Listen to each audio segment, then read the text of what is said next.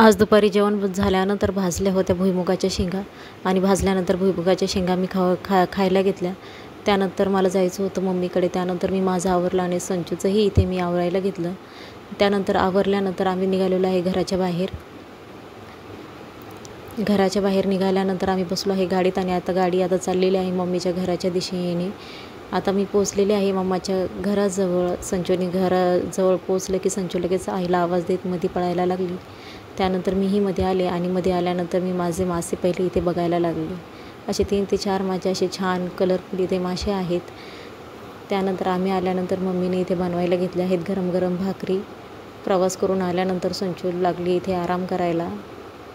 संचूने ते बाहेरच सोफ्यावर आराम करायला घेतला। त्यानंतर मम्मीच्या घरापुढे असे खूप छान असं महादेवाचं मंदिर आहे आणि सर्व बाजूने अशी हिरवळ आहे। खूप छान प्रसन्न वातावरण असते इथे, तुम्ही बघू शकता। त्यानंतर संध्याकाळी संचूला लागली होती थोडी भूक। त्यानंतर मी संचूला इथे खाऊ घालत आहे वरण भात। संचूचं वरण भात खाऊन झाल्यानंतर आम्हीही ते जेवायला बसलेलो होतो। तर संचूचं जेवण झाल्यानंतर संचूने ते सुरू केलेली आहे सायकल खेळायला।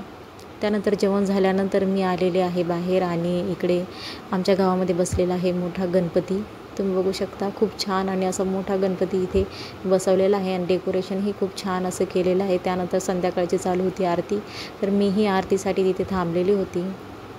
त्यानंतर आरती झाल्यानंतर मग मी घेतला प्रसाद आणि मी निघालेले आहे घराच्या दिशेने। जर तुम्हाला माझे ब्लॉग आवडत असेल तर माझ्या व्हिडिओला लाईक करा, शेअर करा आणि सबस्क्राईब करायला विसरू नका। धन्यवाद।